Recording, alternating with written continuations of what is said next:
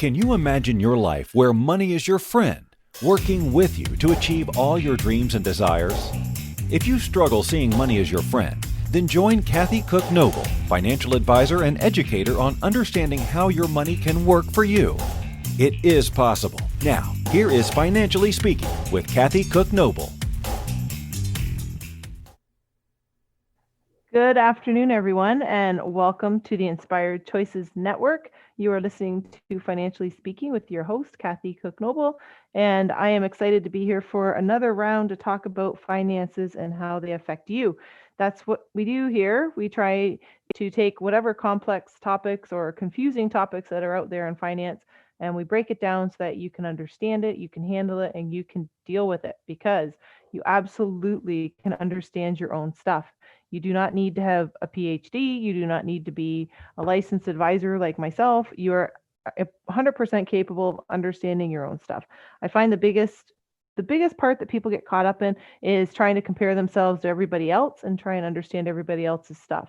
And it doesn't really matter if you understand their stuff, because a lot of it doesn't apply to you. So if you have any questions or confusions or myths that you want busted open on finance, write in, email me, give us a call, let me know, and we will tackle that for you.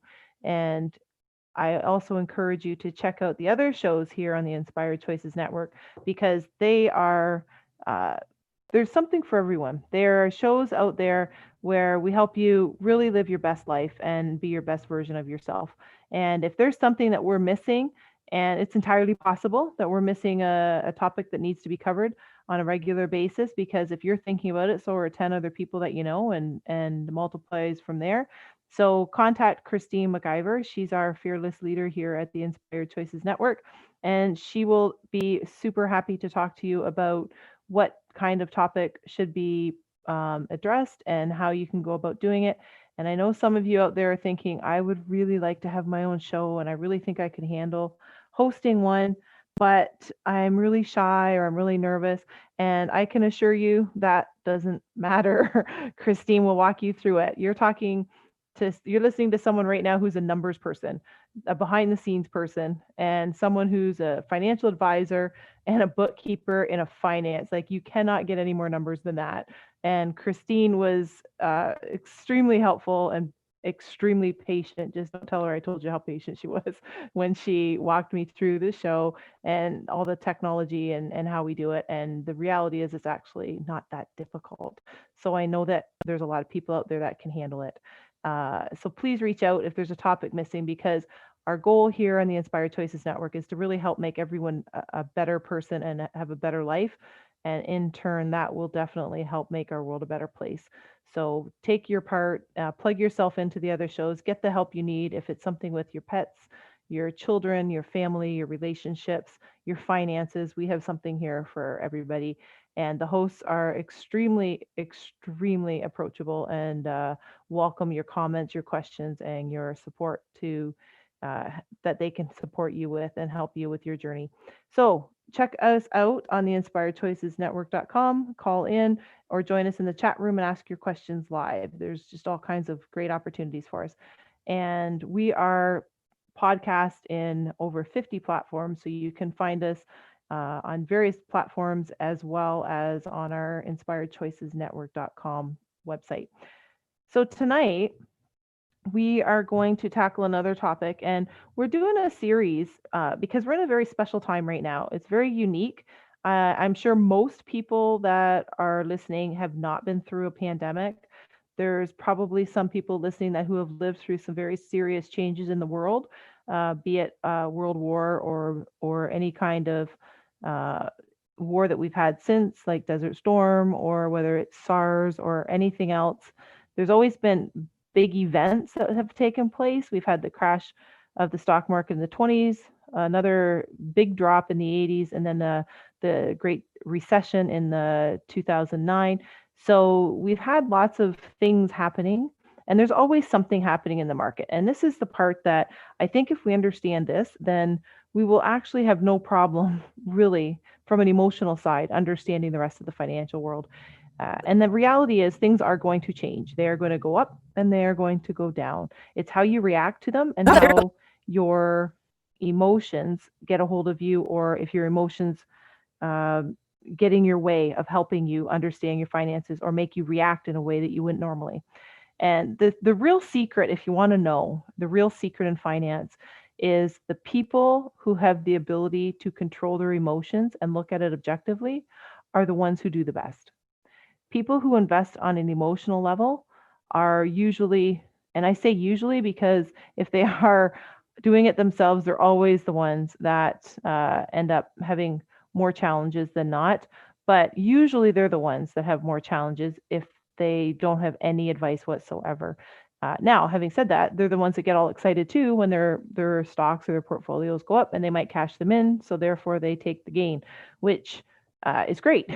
The only problem is the other secret of the financial world is absolutely no one. I don't care who they are, how long they've been in the business, how many PhDs they have, how many letters are after their name, or how good they are in math.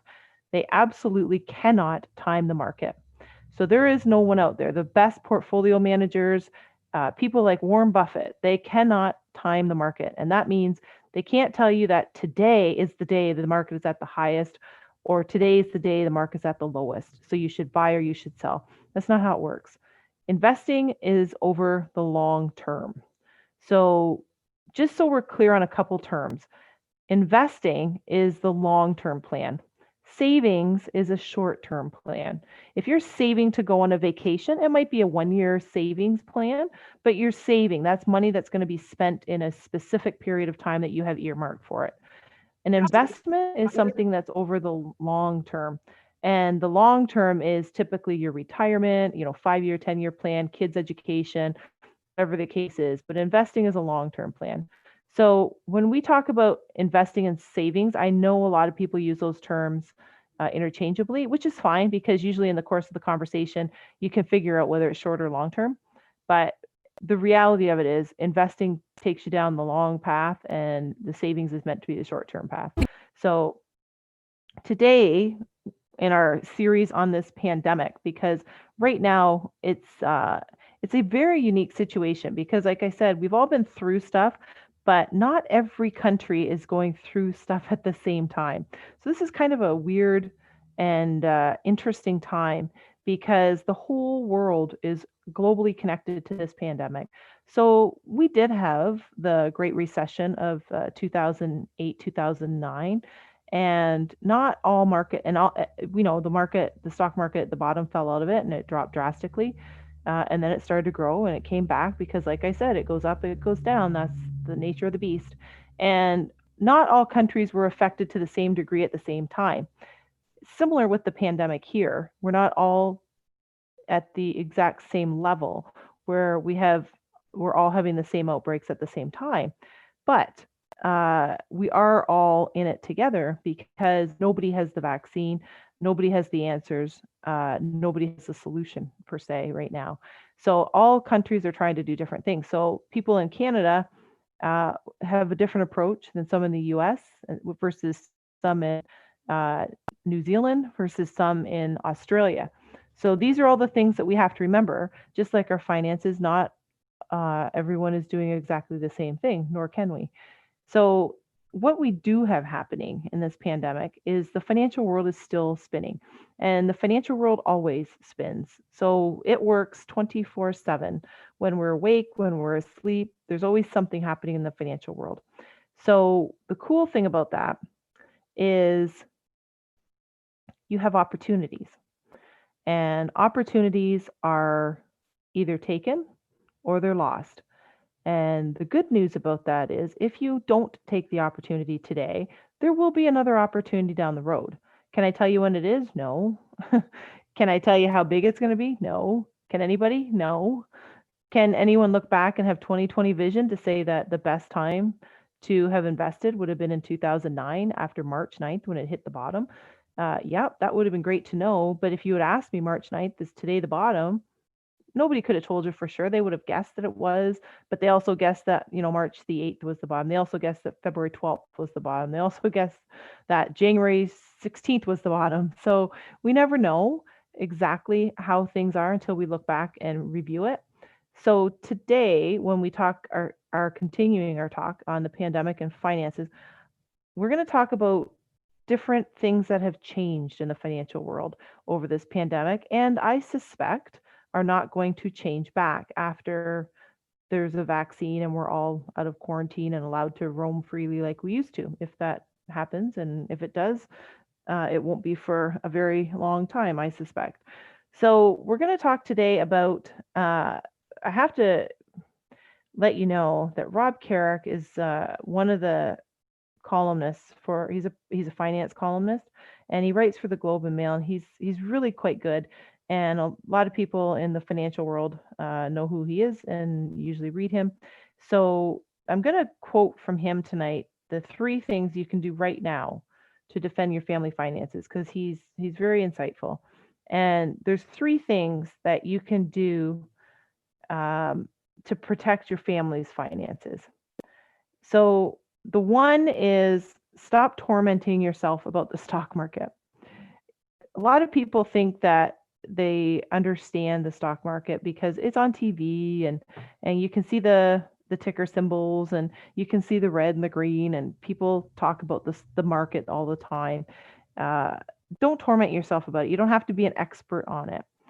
The the challenge is, like I said, and like Rob Carrick confirms, he says, when the coronavirus is beaten and the economy starts to rebound, the stocks are going to surge. That's his prediction. But he also says this is a long way from happening. There's a lot of uncertainty right now, and the extent of the downturn in the economy and the spread of this COVID-19, it's there's a lot of uncertainty for that, for stocks to start to say, hey, let's recover because we now know we're out of the the dangerous area. But right now, just accept, and this is the best approach for your mental wellness, is just accept that the stock market is not yet rebounded, and stop tormenting yourself about it. Stop trying to say, should I get in? Should I get out? What should I do? What's my best play? Because the question isn't what stocks are you buying right now, or what investments are you making. It's how am I going to preserve my family's wealth and my family's portfolio, or my portfolio. And I'm not, as anyone knows that's listened to the show before, I'm not here to tell you what stock to buy. I can't do that anyway. That would be against the rules. But I can tell you different things to look at and how to keep your mental wellness about it. So accept right now that your best mental approach to stocks is to stop tormenting yourself about it. One thing that you want to keep yourself in equilibrium and keep yourself balanced is that just about everyone who has exposure to the market with any individual stocks, any ETFs, you've heard that term before, exchange traded funds, or any mutual funds, they've all been through the ringer. Everybody's been through the up and down phase of this whole pandemic. Everybody's seen and felt a little bit of pain, and there's a very good chance that people have already seen the recovery and they're making money in it. I can tell you, I watch that every day, and I can tell you, I've seen people who are absolutely making money now, but they did have some down in the beginning, and we have done some uh, rejigging, if you will, for some of their investments, and now they're performing very well. And that is one of the advantages, whether you use a financial advisor or not. It's totally up to you. You're not required to. You are required to if you want to access certain things because you can't without a license. But for the most part, you can buy whatever stocks you want. You can access a lot of different funds, but you don't have somebody to really bounce ideas off with and talk to. And if you're not prepared to do your homework on your investments, then you're really just more gambling than you are investing, because investing is a strategy and investing is planning. Investing is just not going to Vegas and picking black or red. So just keep that in mind, depending on what your particular goals are. Maybe it's something you do yourself. Maybe you do some yourself, and maybe you do some with a professional. Or maybe you let the professional handle it because you don't have time and you don't have the stomach for it. It's totally up to you. So we're going to talk more tonight about finances in the pandemic, some of the changes that have come through, some of the changes that I know are going to stay, and how that's going to affect you and your finances. We are up to our first break of the night, so we're going to take a short break, and then we're going to come back and keep our conversation going about how we really, it's all about protecting our money, preserving our capital. That's the key here. So don't go anywhere. You're listening to Financially Speaking on the Inspired Choices Network, and we will be right back.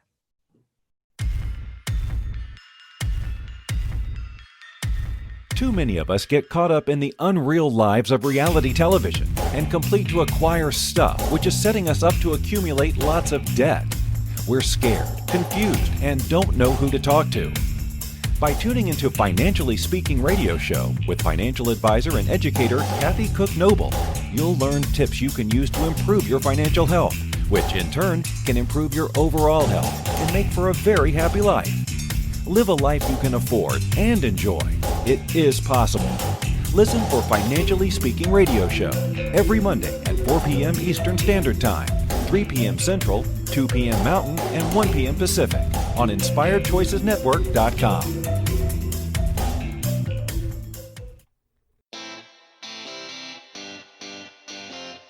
Are you a subject matter expert? Are you here to share your expertise with an audience waiting to hear from you in only the way you can deliver? Are you ready to have your voice amplified across the airwaves? Inspired Choices Network has a global radio platform streaming to millions of people across the world. Professionally produced and supported by an accomplished team every step of the way, you can broadcast from anywhere in the world, knowing your voice matters, and we ensure it is delivered with ease and efficiency.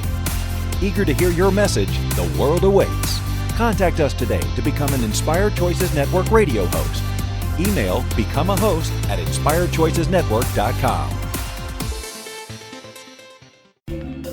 This is Financially Speaking radio show with financial advisor and educator Kathy Cook Noble. To participate in the program, call in the U.S. 815-880-8255.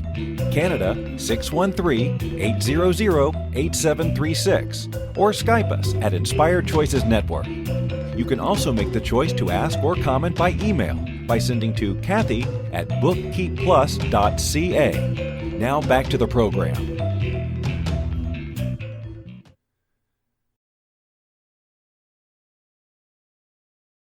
Welcome back, everyone. You are listening to Financially Speaking on the Inspired Choices Network, and I'm your host, Kathy Cook Noble. And tonight we're continuing our pandemic series on finances and how this pandemic will affect you, how it does affect you, because we are all affected by this pandemic, and our finances are all affected, maybe to the good, maybe not to the good. A lot of people are struggling right now. I know a lot of businesses are struggling.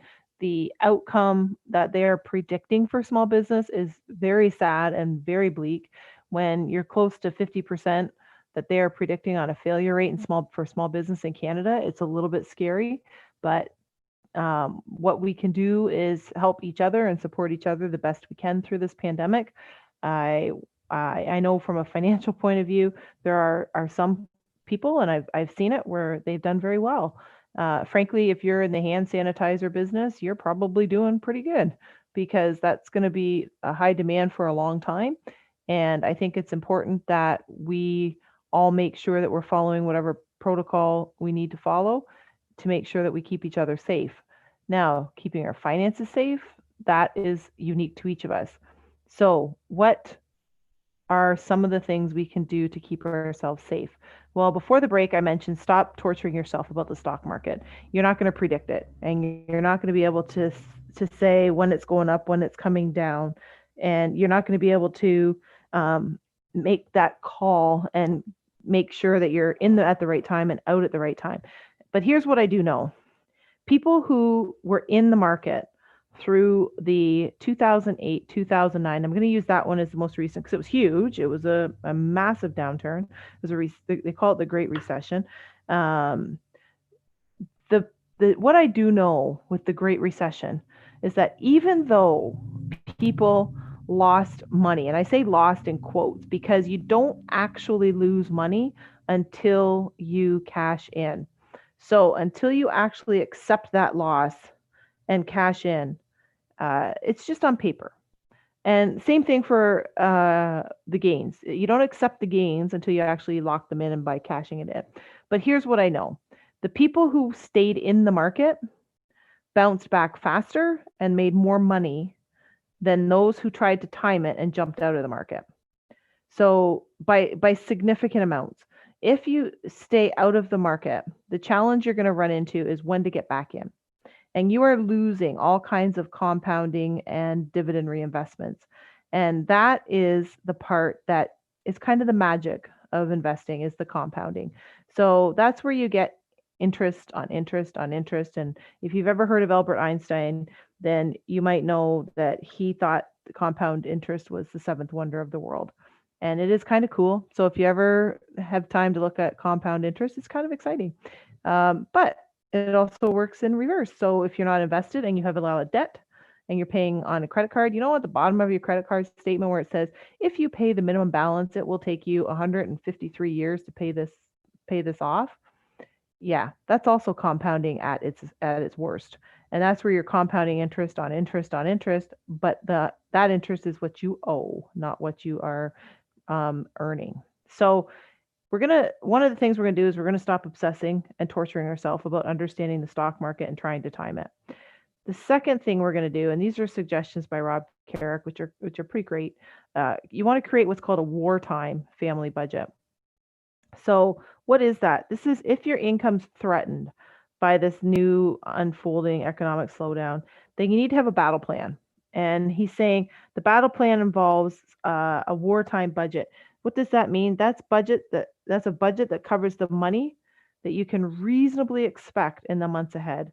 So you can sit down, if you're at home and you think your income's at risk, you can figure out how much you need in expenses for the next several months.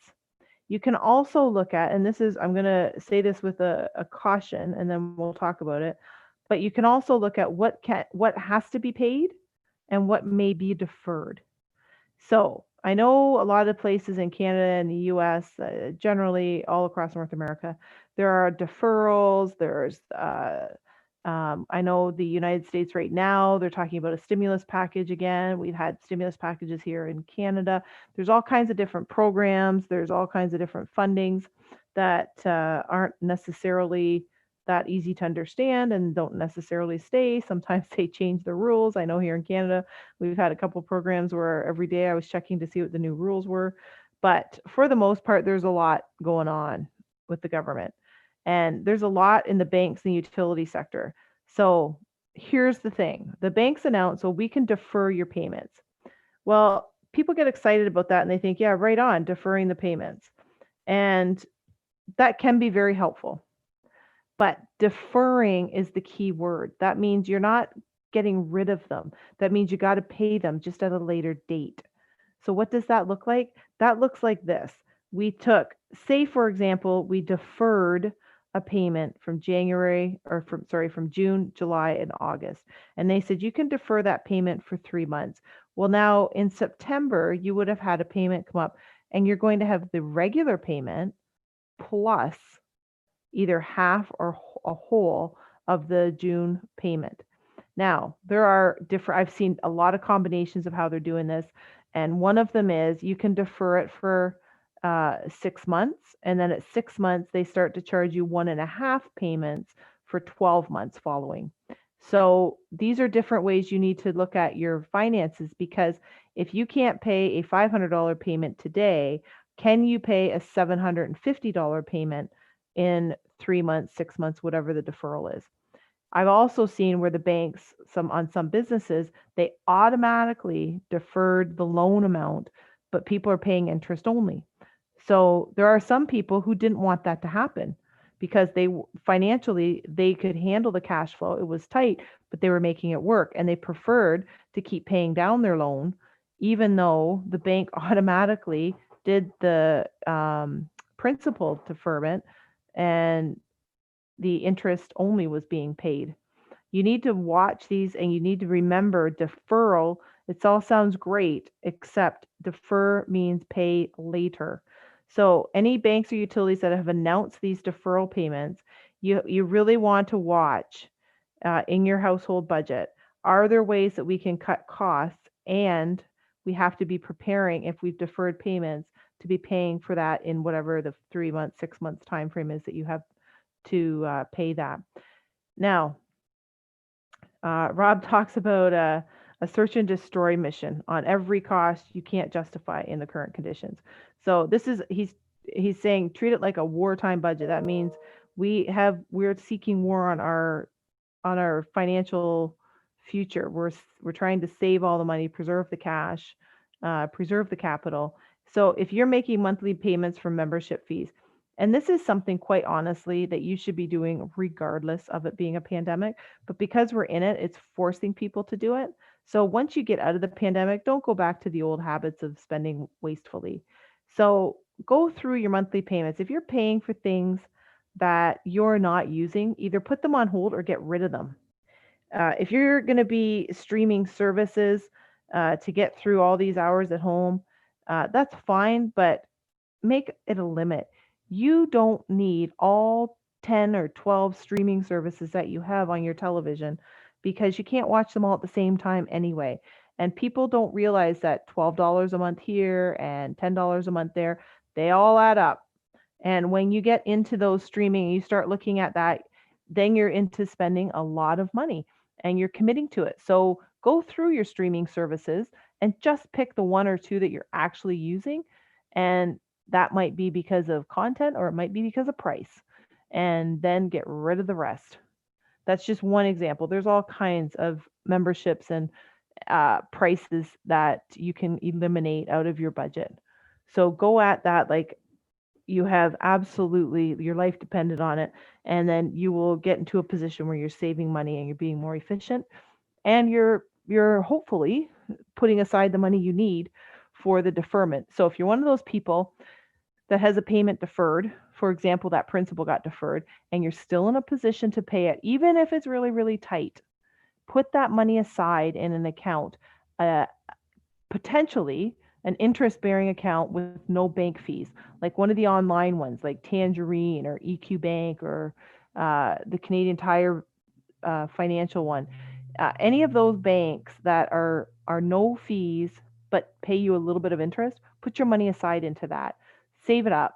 Be prepared for when the payment comes due because it is coming due. Now, um, sometimes what you want to do if you're in an emergency situation and you're investing a regular amount every month, rather than just cut it out. And I see a lot of people do that. They just turn off those pre authorized checking payments where they're automatically contributing a certain amount to their investments. And instead of just turning them off, maybe cut them back a little bit. So, say you're doing $100 a month into your retirement plan, cut it back to $75 a month and try and keep it going because you don't want to change your habit. Once you change your habit of saving, it's very easy to stay in that habit of not saving. I see a lot of changes, and you know you see on different social media jokes and stuff about the COVID 20 pounds, and I mean you laugh and stuff, but the reality is people are in the habit of watching more TV, eating more junk food, exercising less. These are all habits that we don't want to stay in. Not saving for your future and putting money into your investment is not a habit you want to stay in. And for heaven's sakes, don't cancel your life insurance. That is not one of those areas in the budget you should be cutting. Keep the life insurance in place.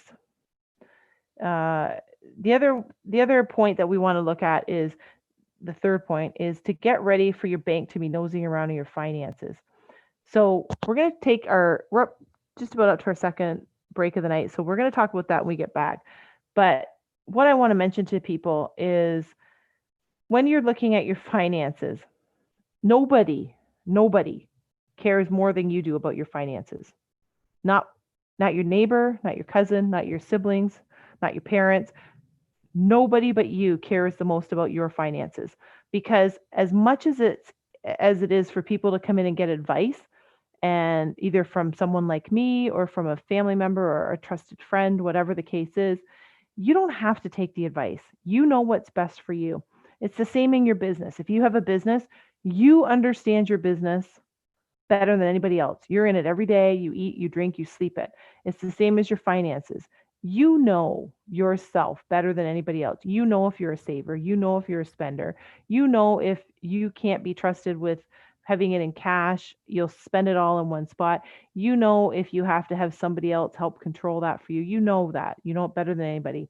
So when we come back from the break, I'm going to talk to you about how the bank's already nosing around in your finances, and we have to make sure that you're prepared for all the things that are coming with that. So don't go anywhere. You are listening to Financially Speaking on the Inspired Choices Network, and I am your host, Kathy Cook Noble, and we will be right back.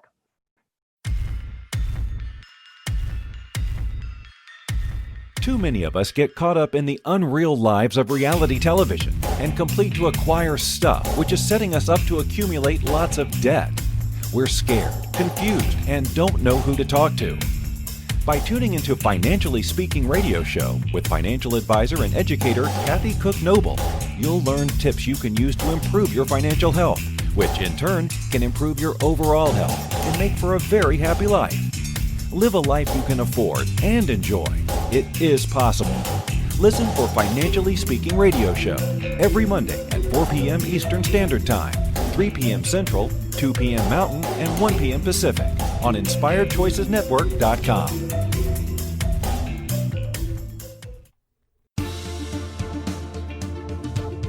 Money is complicated, right? Actually, no, it's not. You don't have to be a trader on Wall Street to get a handle on your money. TV shows often instill fear to keep you believing you can't understand it or do anything yourself. If dealing with your finances brings up a lot of other F words, then you need to read All Ladies Should Use the F Word, A Guide to Loving Your Finances by Kathy Cook Noble. Kathy helps you take control of your finances and leave the other F word, fear, in the dust.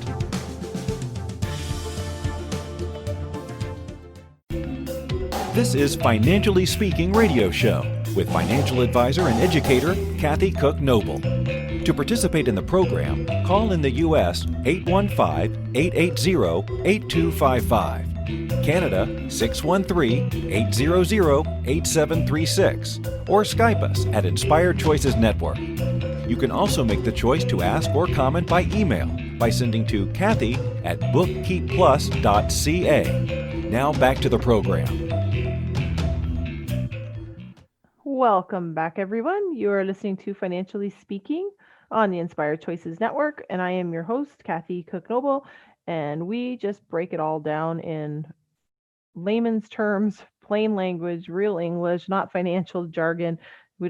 I try my best not to use all the acronyms. Sometimes I get in the habit of it, but someone will give me a nudge and they'll remind me not to do that, or they'll throw something at me or whatever. So no acronyms as best we can, because there are certainly a lot of them in our financial world. So before we went to break, we were talking about the three main areas that was recommended by Rob Carrick and with this pandemic is stop tormenting yourself about the stock market, create a wartime family budget, and then the third one is get yourself ready for the banks to be nosing around in your finances. So here's what you need to know about the banks. They're not just sitting around waiting for someone to come to them and say, oh, I'm in trouble. I have distress with my finances. I need to defer payments on my mortgage. I need to borrow money. I need to defer payments on my borrowings, whatever the case is. They know that for themselves because most people don't read the paperwork that they sign on their credit cards or their loan documents or whatever it is. But banks they monitor your score, your credit score, your FICO score in the States, your Beacon score in Canada, but it's your credit score. And they get that because they buy that data from whatever the credit company is that's monitoring it. So you've heard of Equifax, you've heard of TransUnion. Those are big ones that do reporting. Now, mind you, you could pull your report from both of them, and it's not necessarily the same, but that's a whole other show. But banks, anyone that does a credit score check, they need your permission to do it. And the banks have already gotten the permission from you because they have that embedded in the terms and conditions of any of the borrowing and lending documents. So what does this mean? So when you sign up for your credit card, you're not just authorizing them to check it, but you're also authorizing them to continue to check your credit. So they can check it at any time. So what they're doing now is they check your credit and they see that you're not making your payments. They see that you're struggling, and they can see that you have some financial distress. So there's two important points when it comes to credit. I'm not going to this isn't the show about credit. We've done that before, and maybe it's time we do it again with this pandemic. But um, there's two inquiries with your credit you need to know about. One is a soft inquiry and one is a hard inquiry.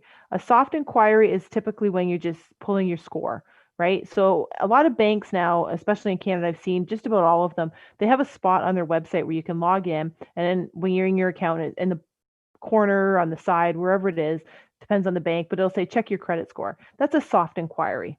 You're not getting a detailed listing, you're just getting your beacon score or your FICO score. Now, a hard inquiry, that's when somebody is pulling your credit to see you owe money to company ABC, you have a mortgage registered, you have this credit card, that credit card. What's your status? Are you an R1 or an R9, which means you paid on time, or you've paid always late, or you're always behind. So and then anything in between. So they're always able to pull those. So they're pulling soft scores. They're just looking to see your score go down. So what does that do? Well, that score is going to impact your interest rate. So if you got a loan or a credit card, for example, and yes, the credit cards are always ones we hear about as the ones that are 20 to 30%, and that's all true. But there are some cards where you might have a 10% or 15% card interest rate. But when your beacon score or your FICO score goes down, the interest rate can go up. And the credit card companies have the right to do that. And the banks have the right to do that because it's part of the terms and conditions. So you want to make sure when you're deferring these payments or when you're skipping payments, what is it doing to your credit score? What is it doing not just to your financial cash flow, because obviously it's affecting that because you're not making the payment and you're deferring the payment, which means you're going to be making up these payments.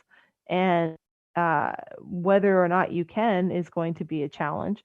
But the credit score impact can be a long-term one, because if you're not paying attention to it, then you can take a long time to fix your credit score. I recommend to people that if your bank is check my credit score, it's a soft inquiry. It doesn't cost anything. It doesn't affect your credit. Every month when you pull your statement, just click on that and see what your score is. And I would even go so far as to set it up in a little spreadsheet or mark it down in your day timer when you check your score, and just write the number down. Then next month, write the number down and make sure you're seeing, is it going up? Is it going down? Is it staying the same? And if you start to see something's going down or going a little wonky on you, every year I would one inquiry for free on pulling your hard report to see what your credit score is like. And at some point during the year, I recommend you always do that because it's helpful with identity theft and accuracy and all that. Don't wait until the day before you're going to apply for a mortgage and pull your score, because it's going to be, if there's something wrong with it, you need to fix it. You don't give yourself enough time. But if you start to see something wonky going on with your credit score, then you might want to have a look and see what's going on with your credit report, because that's got the potential to affect your interest rates. So those are some points that we're going to keep an eye on going through this whole pandemic. The other thing that we're going to talk about is what's changed and what's probably not changing back. Well, I get a lot of questions about electronic signatures. So what is an electronic signature, or an e-signature as we see it? That is a legal way, and it's legal to get your consent or your approval on an electronic documents. It replaces your handwritten signature, and it is legal and binding. So you are definitely seeing more people send stuff electronically, and electronically through signature documents like DocuSign or Signable or any of those companies that they send you. Log in. So I would log in and I would do up the documents and I would put a little flag on it through their software saying sign here and date here. And then it comes to you, you click on it, and then that clicking is either you physically sign your name either through your pad or on a touch screen, and that signs your name. And I always laugh because they hardly ever look like your real signature on paper, but they're legal. Or you can click on text, type, and you type your name and it just signs it as if you typed it. But it has all the stamps on it to say that you signed it and at this email and all this and everything else. So it's all legal. So if you're signing something electronically, and it's very, very easy to do, if you're getting emails and it says click here to sign your name, be so very careful. You don't know if that's not something you're expecting.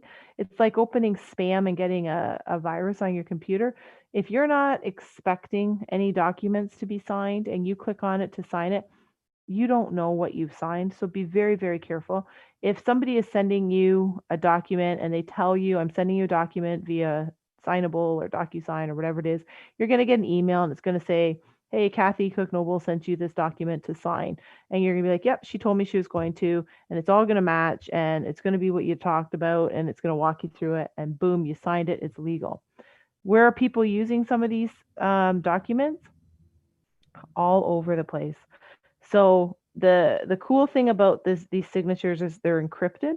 So it's a security feature that it's instead of what's called the wet signature. I don't know if if you've heard that term, where they say I need a wet signature. That means you hand wrote that signature, not electronically.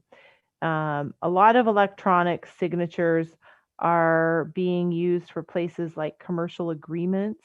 So if you're going to rent a business space, then you probably are going to be asked to sign a lease. And then that e-signature is going to be considered your actual signature on the lease, and all terms and conditions are binding. If you're going to rent a house or an apartment, same story. You could possibly get the document sent to you electronically. As soon as you click on that, you've accepted all the conditions and terms that go with it. Which means if you default anything in there that you can be sued for, you can be sued because it's an electronic signature. The electronic signature is the consent between the two parties to use this electronic signature process. So it can be express, which means an agreement is a provision saying that both parties are consenting to the use of the signature, or it can be implied. And these are some legal terms that you probably have heard about, but implied means that there's a reasonable ground to believe that the consent is genuine and it's relevant to the information or the document that we're signing. This is important because when you start to hear and see legal terms like that, that means that it's held up in a court of law. So if you think that you're going to sign, you're going to go and you're going to lease a Viper or a Lamborghini or some kind of vehicle because it's COVID and all you can do is just drive and you can't work, you're at home and you're under quarantine. So you go and you're going to lease this vehicle and you think you're just going to have fun with it for a few months. Once you do that electronic signature, it's yours and all the legal ramifications that come with it. So be very, very careful what you're signing and when and how you're signing it, because it's very easy to sign up for stuff and click on this online and you know how it is, you get sent stuff. If I feel like sometimes if you're even thinking about buying something, the ad shows up and it reads your mind. So you just want to be very careful on what you're signing. Um, it's also important to know what is excluded from some of the electronic signatures. Wills and powers of attorney, they are excluded. You cannot do an e-signature on a power of attorney or a will. So if you're going to change your will, you have to have a wet signature on that with all the witnesses that go with it. Under real estate, you can do, and they are doing electronic signatures. So if you're going to buy a house or in actually where they're using them the most is on mortgages.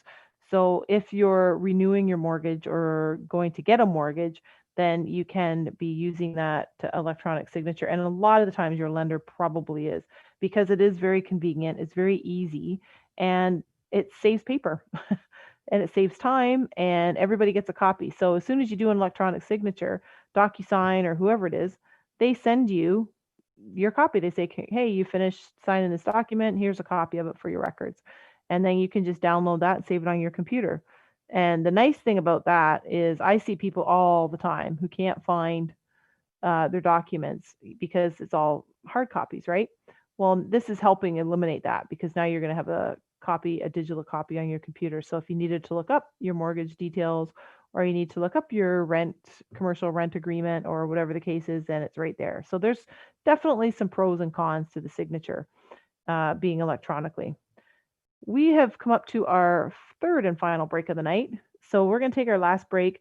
We'll wrap up our talk about some of these electronic signatures and what to look for and what to be aware of. Don't go anywhere. You are listening to Financially Speaking on the Inspired Choices Network. I am your host, Kathy Cook Noble, and I will be right back.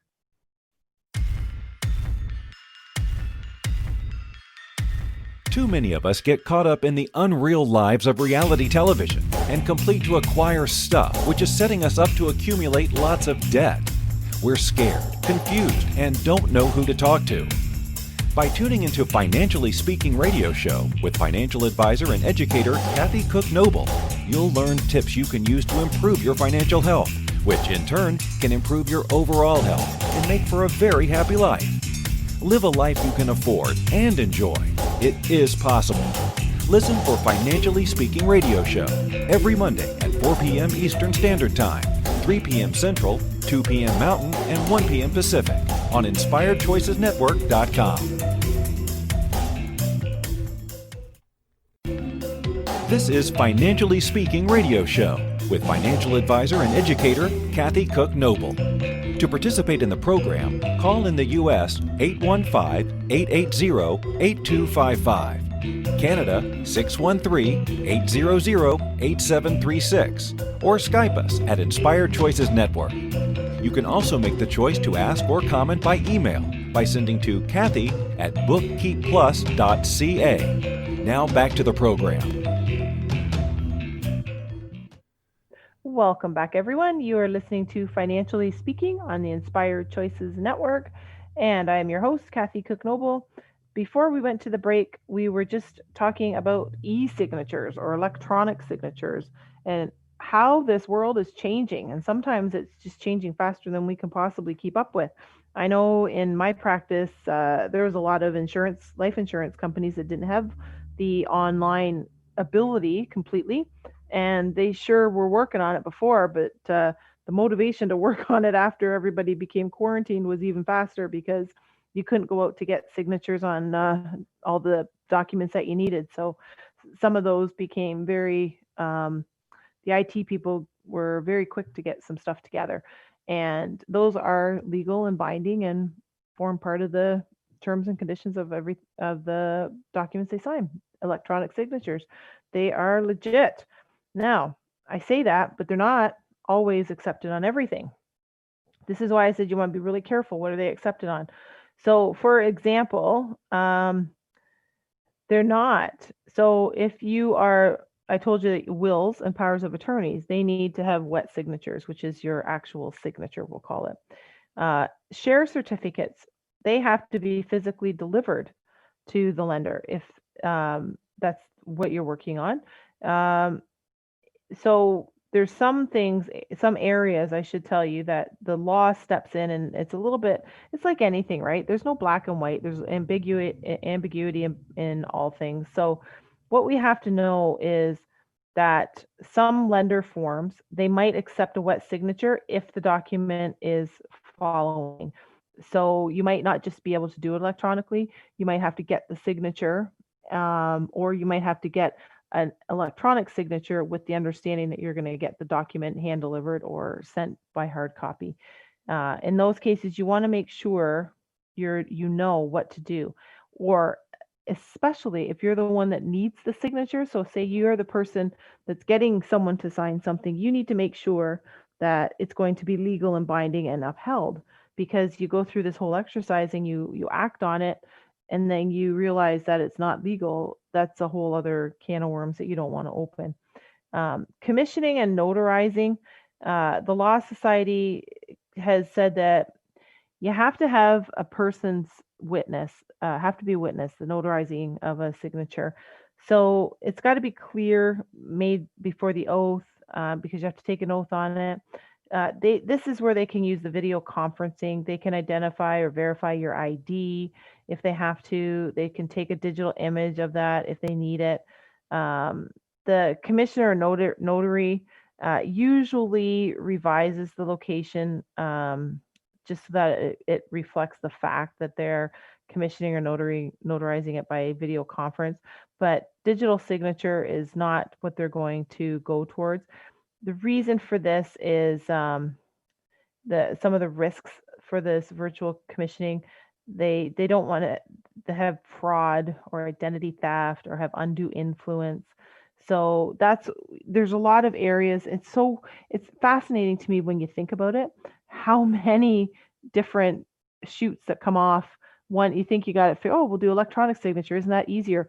Well, yeah, but not everything is accepted as electronic signature. And the reason for that is because you can have a lot of fraud or identity theft or anything like that. So you want to make sure that um, you know whether you're signing something, if it's legal, if it's not legal, and what you need to do to make it legal if it should have been legal. So that is, in a nutshell, electronic signatures. And I know I've had people ask me lots of times, can I sign this electronically? Is it legal if I sign electronically?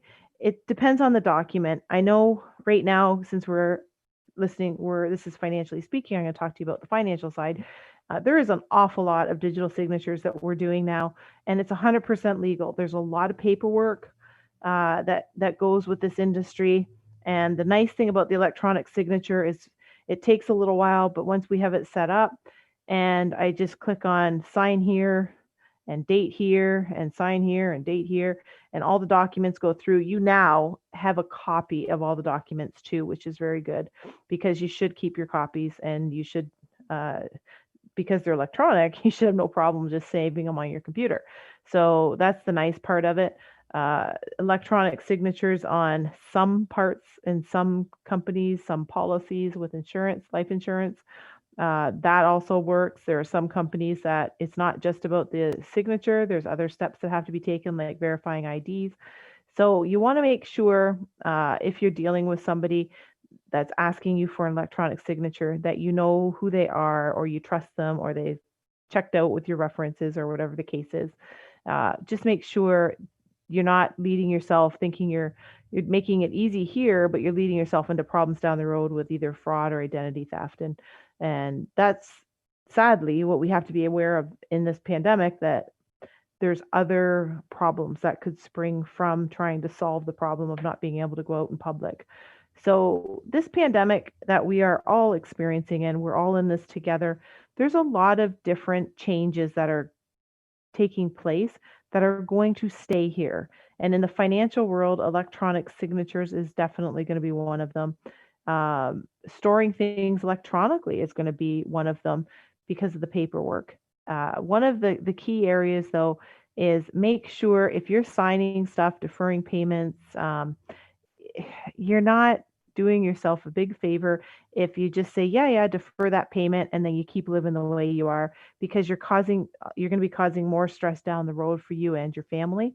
And that is really, really important, because I see people getting into trouble. I worry that bankruptcies will be so high after we get through this pandemic because people weren't able to sustain their lifestyle and they didn't want to make any adjustments to it. And we really need to be aware of these things, because the bankruptcy, that's a whole other conversation, is what happens when there's a bankruptcy. How does that change your life? And how does that affect your credit or your financial status? So be very aware. If you heard nothing tonight, just hear this. Be very, very careful and mindful of your credit, and very careful of where your financial cash flow is. Don't be afraid, depending on who you're banking with, don't be afraid to check with your financial institutions on their website and check your credit. And all you have to do is check that Beacon score, that FICO score, and see what it is. We will be right back again next week on the same time, same place, the Inspired Choices Network, and we will talk more about finances when we meet again. Have a great week, and we will see you here every Monday night. Thank you for choosing to listen to Financially Speaking Radio Show. Kathy Cook Noble will return next Monday at 4 p.m. Eastern Standard Time, 3 p.m. Central, 2 p.m. Mountain, and 1 p.m. Pacific on InspiredChoicesNetwork.com. We hope you'll join us. Until then, have the best week of your life by making the choices that bring you all that you desire.